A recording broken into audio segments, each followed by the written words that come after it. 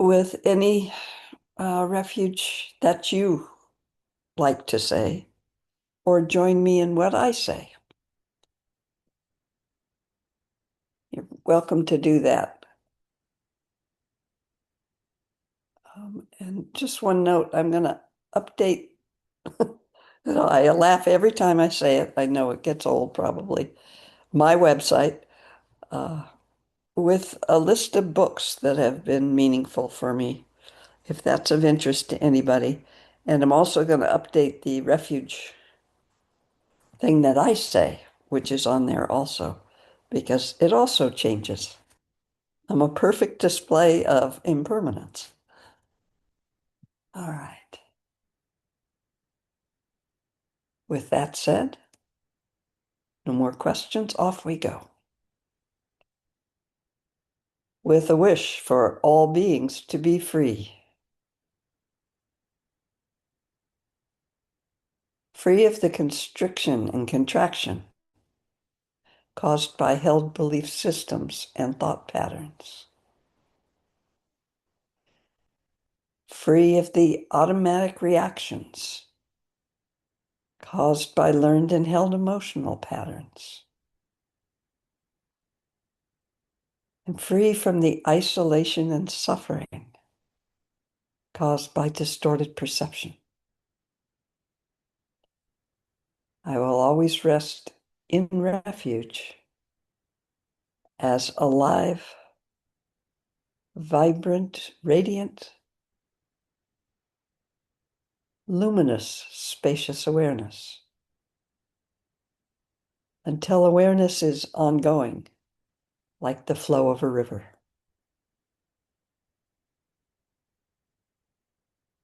Enthused by wisdom and compassion, today in the presence of all awakened ones, of any lineage or no lineage at all, and or any time or beyond time, I generate the mind of full awakening for the benefit of all beings. As long as space remains, as long as beings remain, may I manifest in such a way to ease and dispel the miseries in the universe.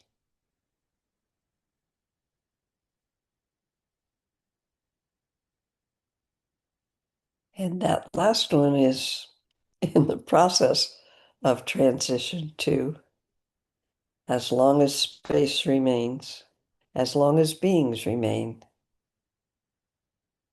may this consciousness contained now in this body manifest in such a way to ease and dispel the miseries in the universe.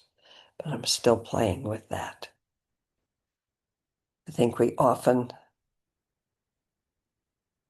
kind of get trapped in the idea or seduced into the idea that this I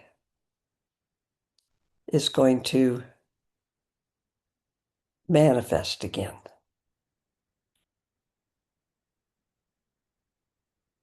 It can be kind of soothing.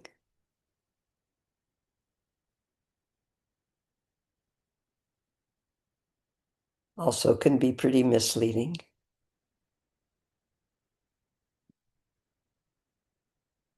So as you, in this path, explore things like, who am I? What am I?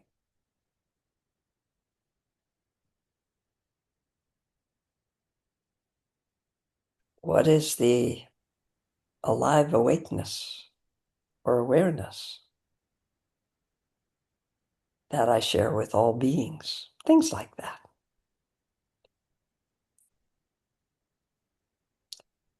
We may start to experience,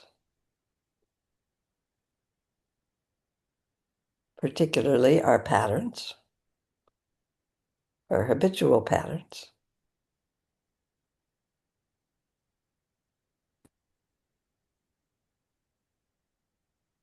I could say as a limitation, but really that's not fair.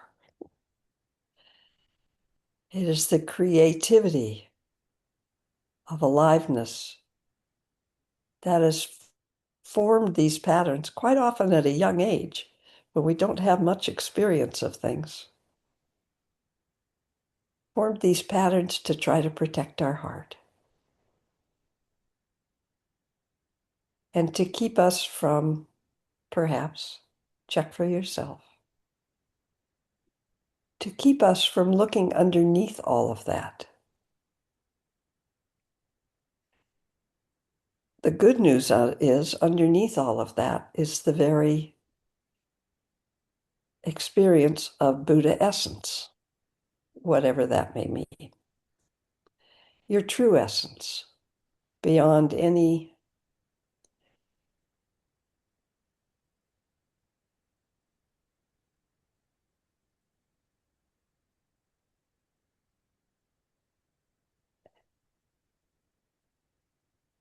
need to protect anything.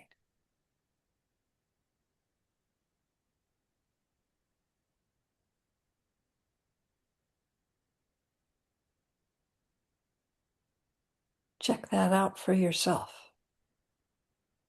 Not so much with the intellect, although many of us start there. Feel around. One of the things I find useful is imagining, think of a being that you're really angry with or you think is a jerk or all of that kind of stuff. If your consciousness had been born into that body, who would you be? And on the other hand, think of the kindest, most generous, most open-hearted being you've ever met or had contact with in some way. If your consciousness had been born into that being, who would you be?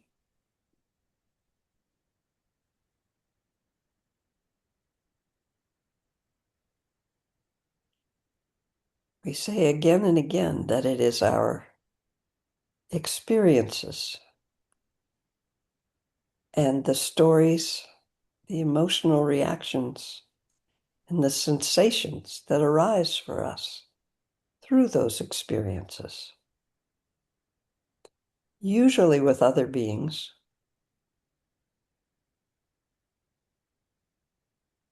they're horrible old experiments, hideous, where babies were fed and kept alive with no human contact, no contact with anything alive, and they did not survive.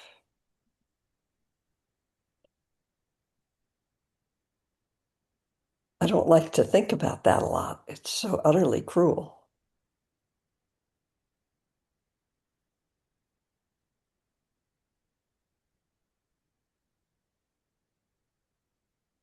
Some of us feel trapped in our own mind sometimes, isolated and alone. In all those patterns,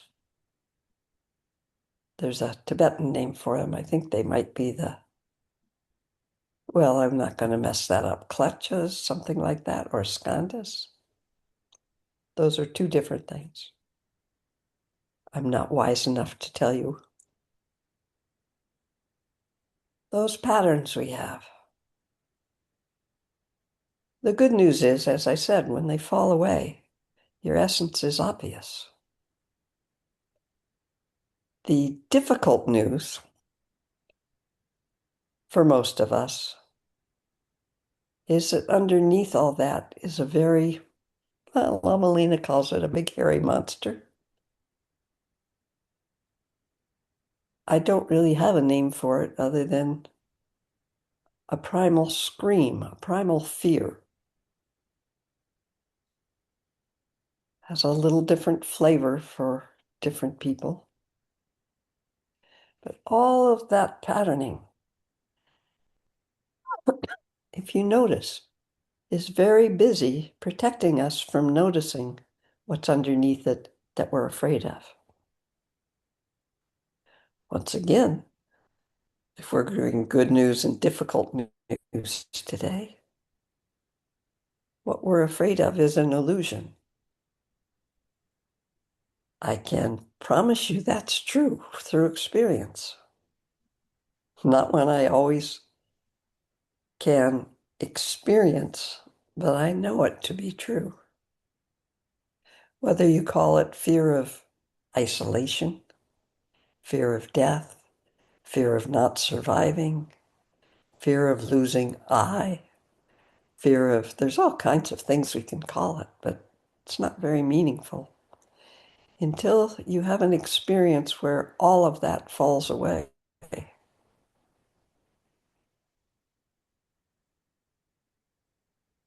Maybe you'll fall into that indescribable essence.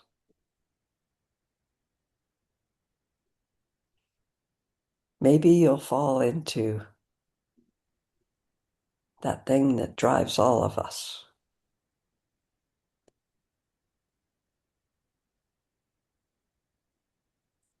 So here we are today.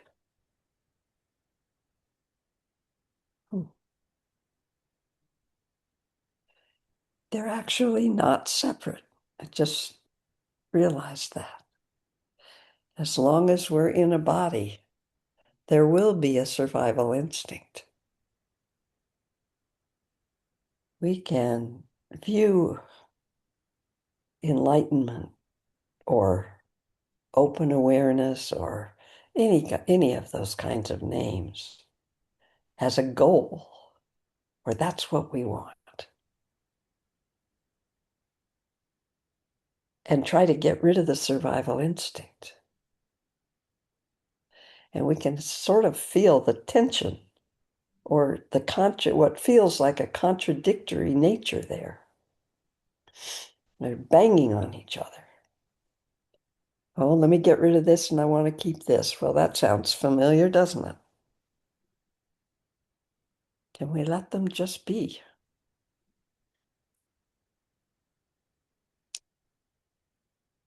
Are you your body?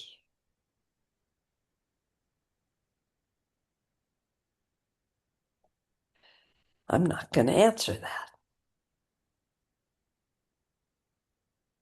That's something we have to notice for ourselves, in my experience.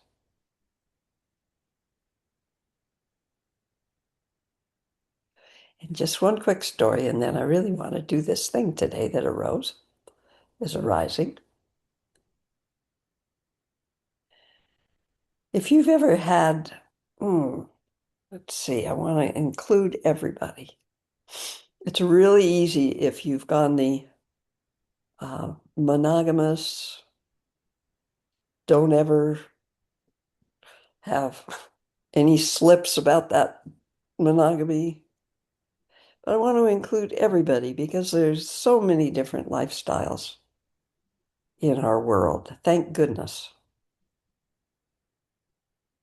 Every different lifestyle that we encounter gives us a chance to notice something new, to open to something different. Or we may notice ourselves going and closing up. Oh, not that.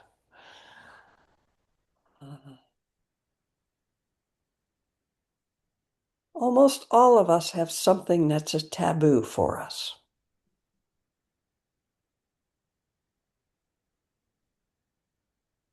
Oh, well, I'll take it to a universal taboo. Not really comfortable doing it, but that's what we have that includes probably nearly everybody. Certainly a taboo in all cultures that have been found or looked at.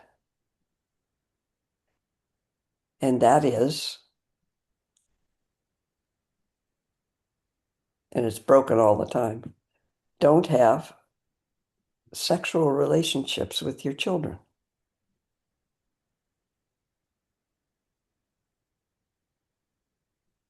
What happens if in one moment in your life,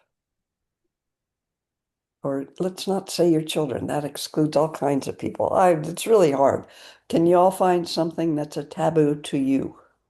No, this is not right. With a sexual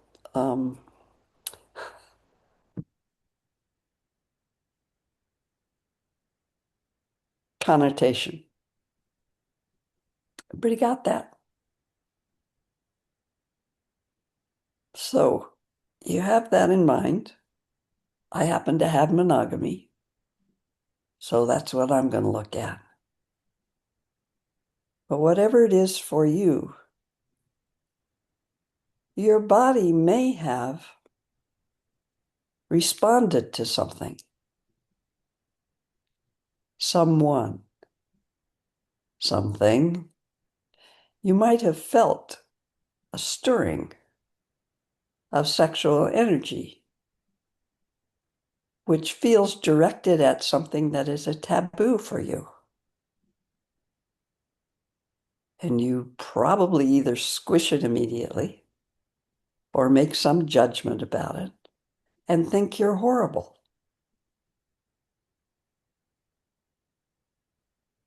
And this is just one example of what we do to ourselves. If we are only our body, well, yeah, we got a problem.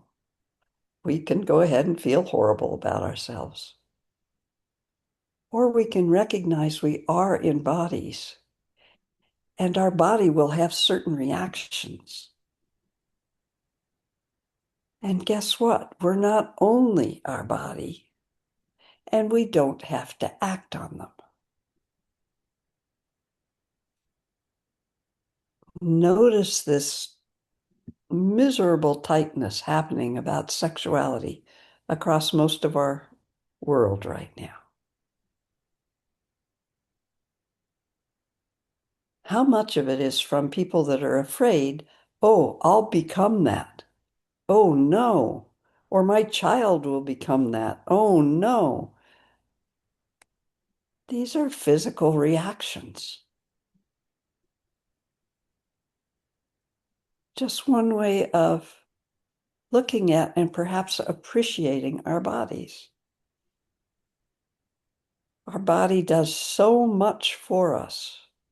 You don't generally beat your own heart. You have reactions that cause your heart rate to go up. If you're a meditator, you have actions that cause your heart rate to go down. Sometimes, not always. Can we appreciate that our body is not the whole of us?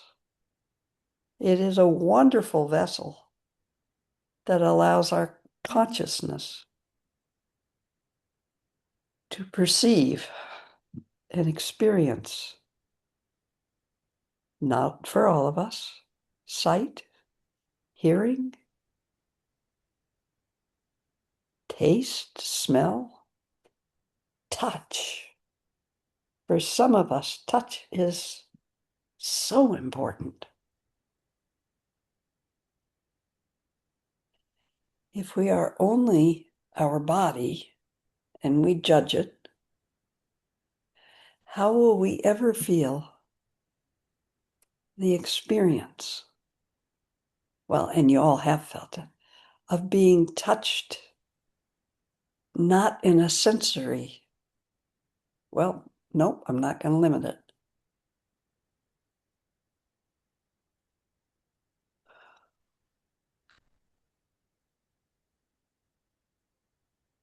Being touched emotionally, being touched spiritually, being held, holding, and holder without any separation.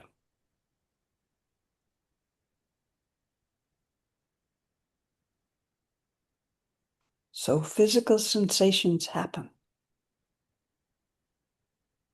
They're not completely separate, of course, from our thoughts, feelings, and feelings, are they? Which comes first?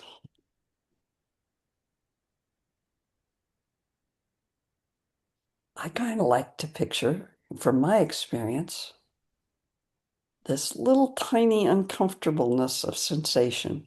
And I don't like to name it, but I don't know how else to share it. And it's hard to catch for many of us. And then in come the troops. Uh-oh, uh-oh. She's starting to look at that. Oh, oh, she's starting to feel that thing that's going to open into that place we don't want her to go. Uh-oh.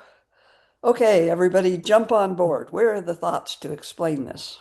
Ah, now I'm going to get really mad at that person because they did that. And I'll make a big story about it. Oh, they're affecting my safety. They're doing this. They're doing that. Okay, that's better now. Now there's no ambiguity there. No, uh, or uh, my emotional reactions are going to jump in and go, whoa. I guess I just described an emotional reaction. And those usually jump in fast when that bit of uncomfortableness arises.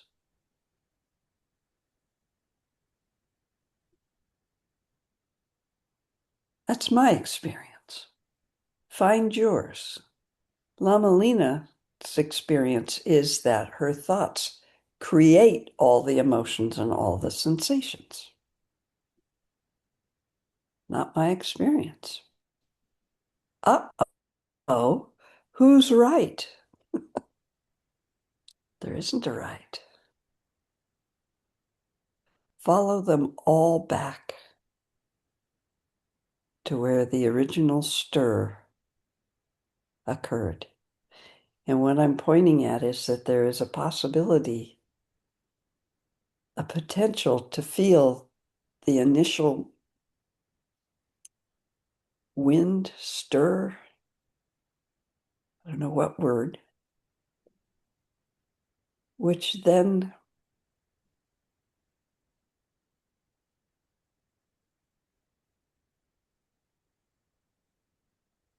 doesn't particularly need to call in the troops.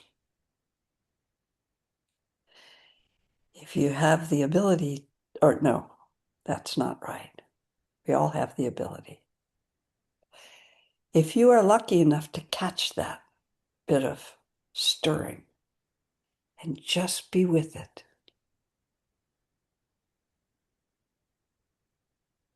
all of the rest doesn't need to start to jump in. It may yell anyway. It's very busy protecting against that stir. My experience. I want you to find your own experience and be open to everything that you experience, if you can, without judgment.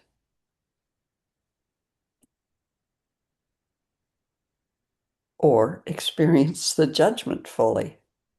What is that protecting you from? And then feel around again and again.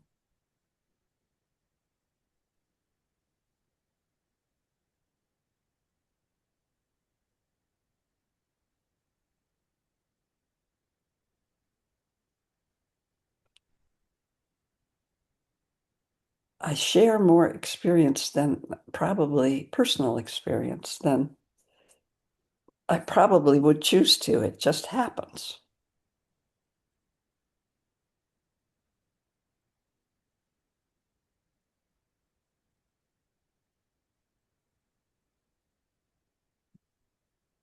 Instead, let's sing. Oh, what the hell? I'll share it. Then we'll sing. How's that?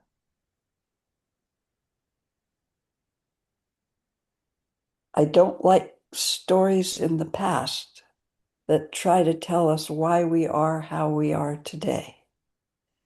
Often they're used to go, oh, okay, that explains it. I mean, and it can be really useful. Please don't hear me wrong. It can be really, really useful. The importance to me of something is to notice the pattern. And in the last week or so, I've fallen into a hole and I know it's a pattern.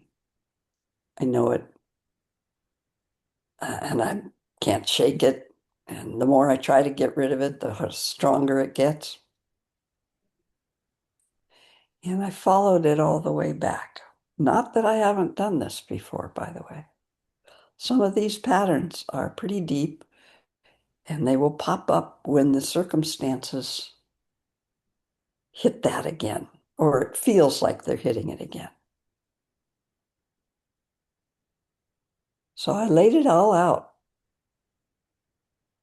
and I'm so grateful for this path. Okay. I was experiencing a scream inside that I was going to be dismissed from being able to see my grandchildren. Now, the grown-up part of me knows, yeah, that would be difficult. That would be hard. And I know they know I love them. We have long relationship now. So it isn't that. I can make all kinds of stories.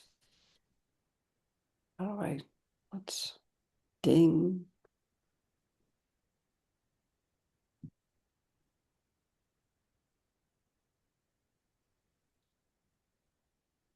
I looked and looked again, feeling around for, because it's a horrible feeling. And what it comes out for me is you're an absolute horrible person. I'd had a day with the grandchildren, 9 hours, when my daughter was going through arbitration for her divorce. It's been very emotional for her and everybody. And there were parts of that day where I really didn't like how I was. I was grumpy. I was irritable. I said things I would rather not have said.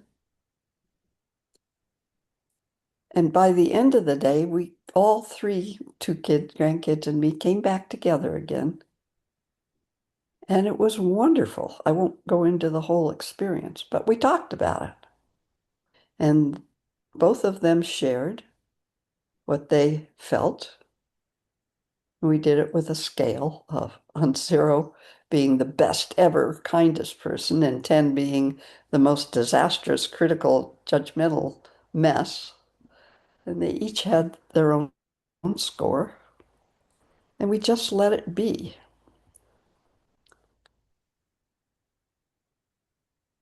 And I could acknowledge. So actually, it was a wonderful thing to have happen if we look at it that way.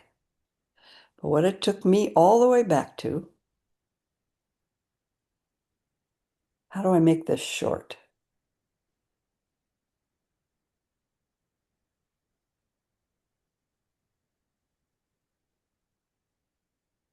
What it hits in me is from an experience and a repetitive experience through my life. I don't really want to get into this because it's boring for everybody else. What it is a reaction to something the part of me that was under 2 years old had when my mother died in a fire. Understanding that intellectually is not helpful for me. Maybe a little, maybe it has been. And it helped that I talked to my older sister, who said, I've carried all my life that it was my fault that our mother died. I went, what? Now, obviously, I knew this on some level. And she worked through that. I always felt either I did something or my father did something to kill my mother. Just the feeling. How do we follow these things back when we are in the midst of that? I don't know if you all have it every now and then. Self-loathing. I am so bad. I'm so awful. How do we just be with that without trying to fix it? Because I knew that. I said, this is a pattern.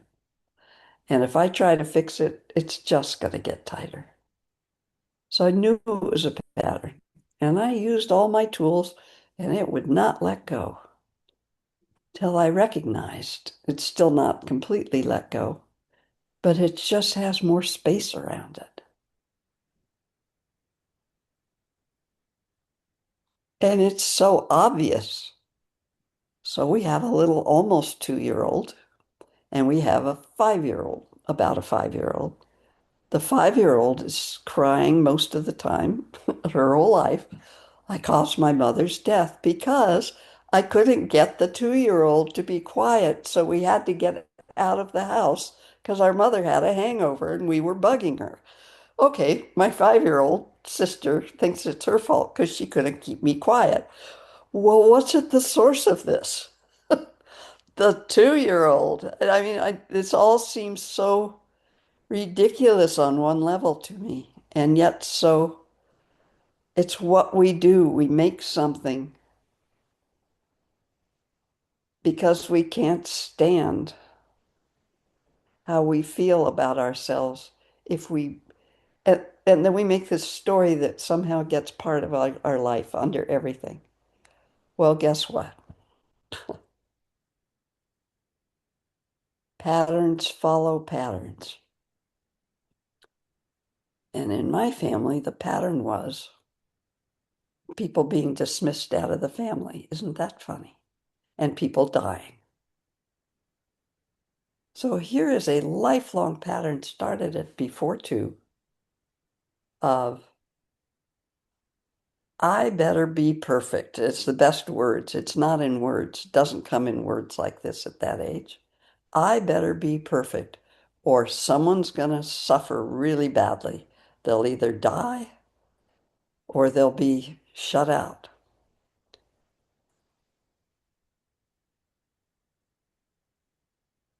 Understanding intellectually for me is useful at the start, but it doesn't heal anything.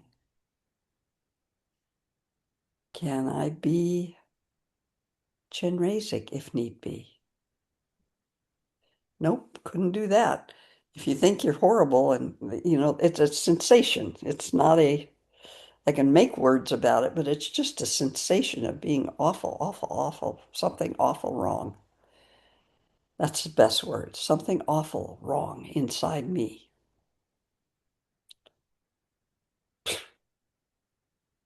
Well, why the heck would I? Oh, I could do Vajrasattva because this is ridiculous. This isn't true. Same thing. I'm trying to get rid of something. What can I find in my heart just to be present?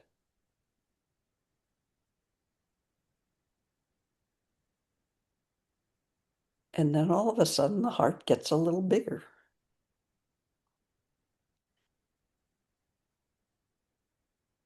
Instead of explaining that feeling away or trying to get rid of it or laughing at it, or Lama Lena likes to laugh, which is great.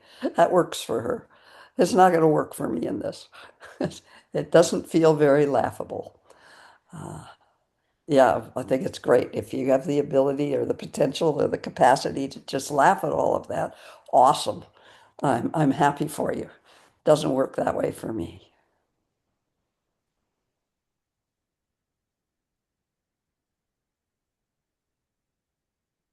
What if every time the circumstances arise that feels like a repetition of that pattern, and it's much more intellectually described than it is in experience. I just Say, okay, this is that. Ooh, it's strong. Ooh, it's strong. And let it be. Not separate. Separate, but not separate. Does that make any sense? Yeah. Not If it really. does, if it does, great. If it doesn't, it's okay. Not the right words for you. So what can I do? And the irony is we are in 37 practices at a point where it talks about giving up your own happiness. Then that did make me laugh. It's like, oh my God, this is so connected to all of this. This is painful. And then I did laugh. Uh, so what arose today, and there is space. I slept last night, slept like a innocent babe, if you will. There's still fringes of it. I can feel it, but it's not that isolating only this kind of thing. So I thought, oh God, I'm a mess. How am I going to come into Chenrezig today and be of any use to anybody? I'm in retreat this week. Uh, thank goodness for many reasons. But I thought, you know what? Sometimes all we can do, something Ken MacLeod wrote for him when he was a total mess.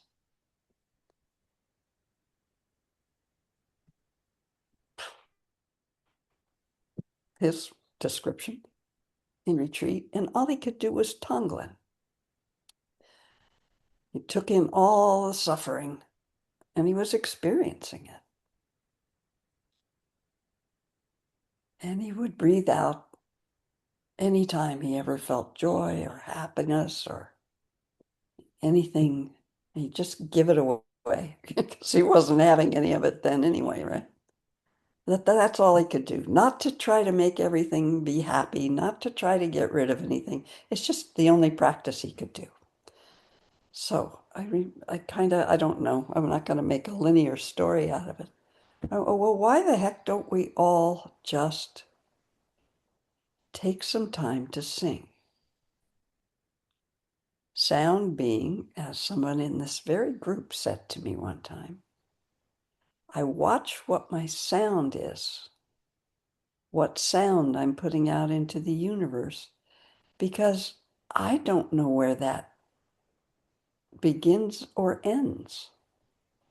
And if it has no end as a wave, I don't want to send a bunch of crap and anger and stuff out into the universe. I thought, well, that's really simple. How lovely. Thank you, David. Georgie. I said, that makes perfect sense. Not with restriction, but because then we listen to the sound we're putting out into the universe, and we may choose to change that. Not, oh, I'm so bad. Oh God, not like that at all. It's just like, oh, I don't know what effect this sound may have. I know it doesn't feel very good in here. Something may shift.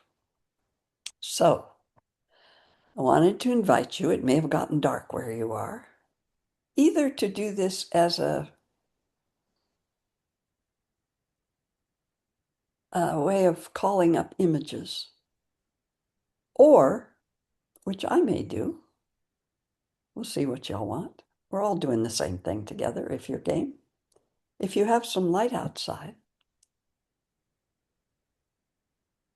go out and first or here, think of or go out and look around for everything that seems to be okay. Maybe experiencing joy. Maybe It doesn't matter how real it is. Maybe if you're in a city, and you go outside, you'll see some people laughing. And instead of saying something to yourself like, well, they'll get over that when they have hard times. No, in that moment, they seem to be having joy. Okay, awesome. Notice it. Take all the joy you've ever felt and breathe it out into all the joy you see out there. You can breathe it in and then breathe it out again. But you don't have to do it with your breath. As a matter of fact, just sing manis. Does everybody know manis? Know the mantra? Sing it as though all the joy inside of you that you've ever experienced in your heart, in your entire body, sing it as though you're giving it to every being in the entire world. And you can start with those who already have joy. It's a little easier, frankly. And you're kind of shared in that radiance of joy. And then open your heart. It's important because some of us see only the suffering. Back to my story quickly. My granddaughter gave me a 7. I had to get up and walk away because that's 7 out of 10 of being the worst. And I had to get up and walk away. And I came back, and my grandson said, oh, I think I'm going to go with a 5, right in the middle.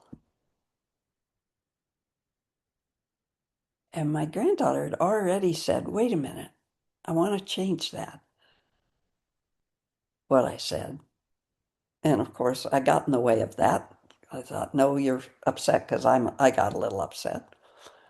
But what she said is, and what Logan brought to us was, wait a minute, there were some bounces, some waves that were uncomfortable, but there were some really fun times too. We didn't just have a miserable day, we had some great times in the day. And there's Logan, Mr. Happiness. He goes, yeah, well, 5. And my granddaughter, who had been only looking at, because that's how I phrased it probably, only looking at what was negative, had already opened to, wait a minute, there was a lot of not negative in there, not painful, not what we call tough waves. So while we're doing this, I'm inviting you, if you're one of the people who focus naturally focuses on suffering, allow yourself to feel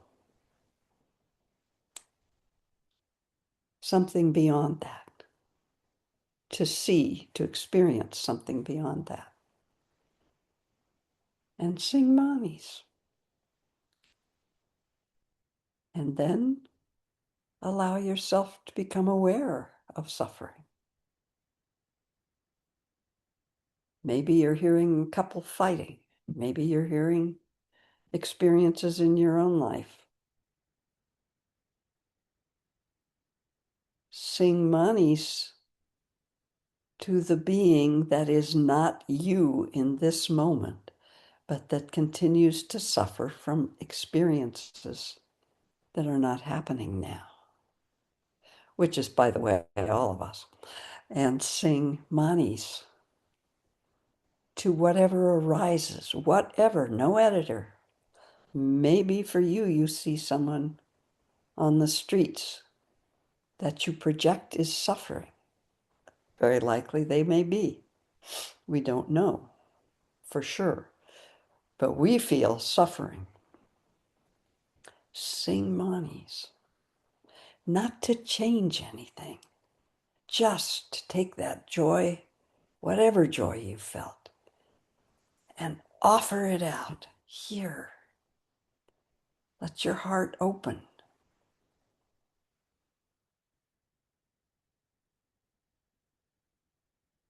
And sing with your whole heart. All right, everybody willing to give that a try? If you're not, perhaps you will sign off and I'll see you next week. But if you are, let's take the heart that we reach often in here. We're lucky enough to share it together here. Let's bring it in and sing it out to the universe.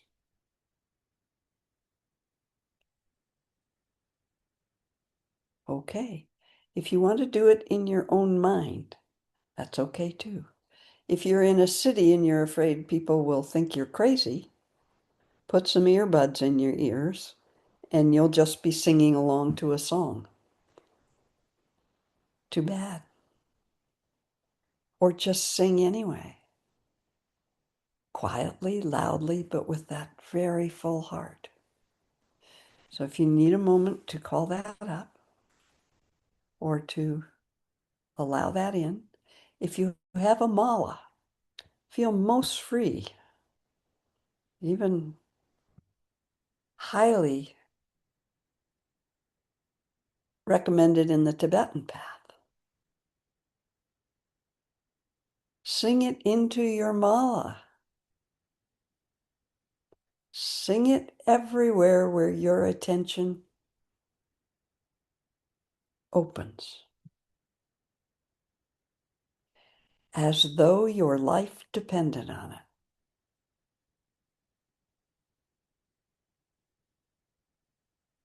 Not that you sing it well enough or good enough or in key or anything like that.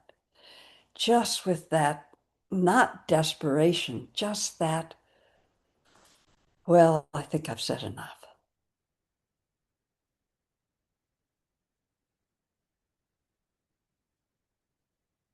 Invite whatever happens, whatever occurs, to occur.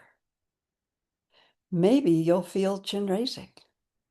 What, you think Chenrezig's only long, long ago? No, present in every moment. Hell, invite him in to sing with you, or her. He's not a gender specific kind of, you know. All right. I think I'm going to take 10 minutes, approximately. I may lose a little track of time. Mute myself, and I'm going to go outside and sing. I'm going to sing to the rocks.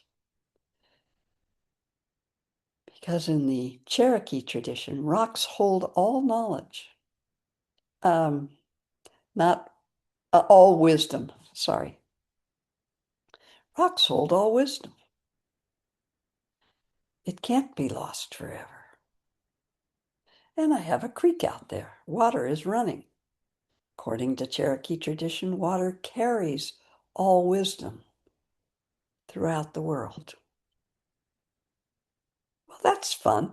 That's what occurred for me right now. Let whatever occurs for you occur. And let's go do it. I'll set a timer so that I'll be back in 10 minutes. Stay here if you want or go out. Hi, kitty. And didn't that just give our hearts a little boost? All right, let's go play. Let's go sing.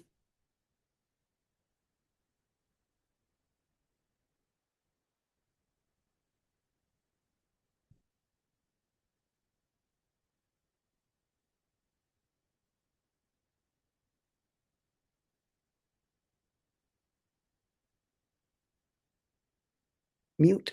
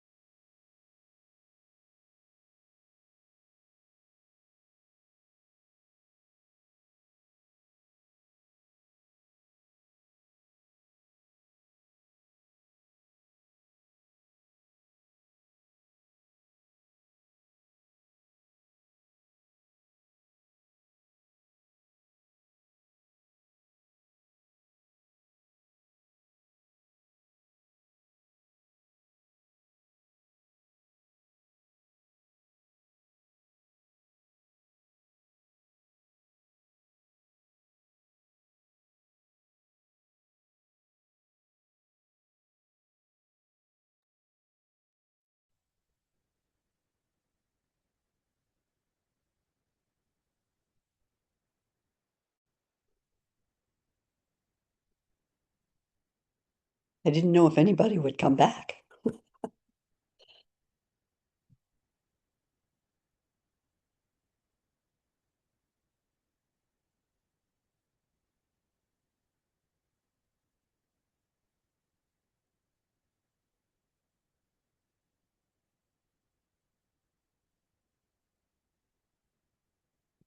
like to know your experience if you'd like to share it, but I don't think we'll do that right now, unless somebody really wants to.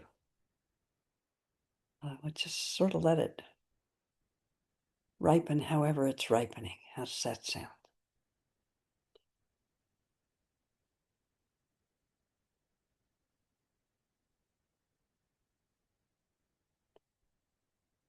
Or you can WhatsApp me or email me. We'll set up a time where you can talk about it with me if you want.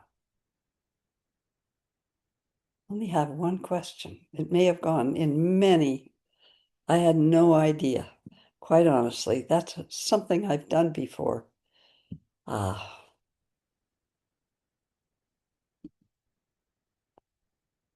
not in the same way. Now I can make a story. It's because we were all doing it together. But I have no idea. There's so much depth in it that I have no words. So I'm going to go out, and that may be my practice or my actions during this retreat. Anyway,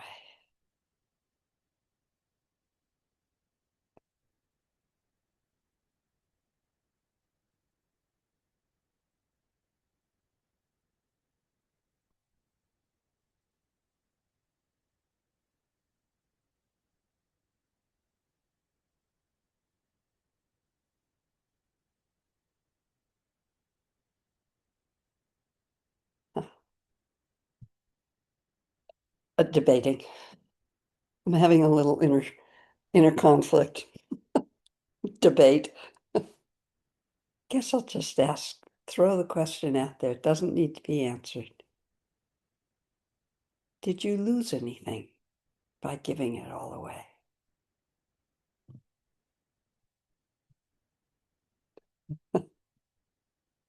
What a pleasure. Thank you all very much. And there's part of me naturally that is wants to apologize for sharing such personal experience in a practice group. Just the nature of the being. I'm not going to hold on to it, but I appreciate you. Any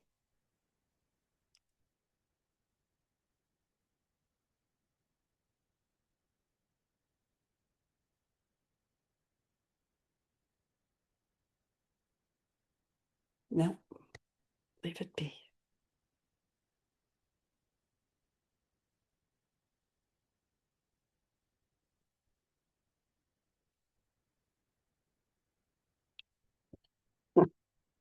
Looking at Susie, who always says, I always like your blab, blab, blab. Not everybody feels the same way, I'm sure, but every time I see Susie, when I think, oh God, blab, blab, blabbed again, and I see her face, I just go, okay, what the heck? All right. I appreciate you all so much. I'm so grateful we get to spend time together. I don't have words for it. Ah,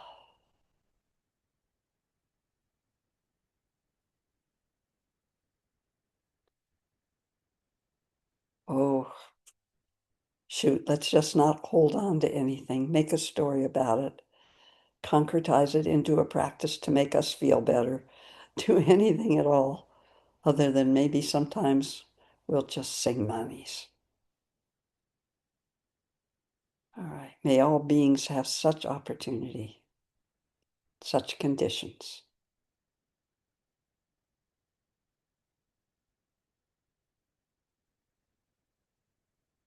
May we all keep singing together.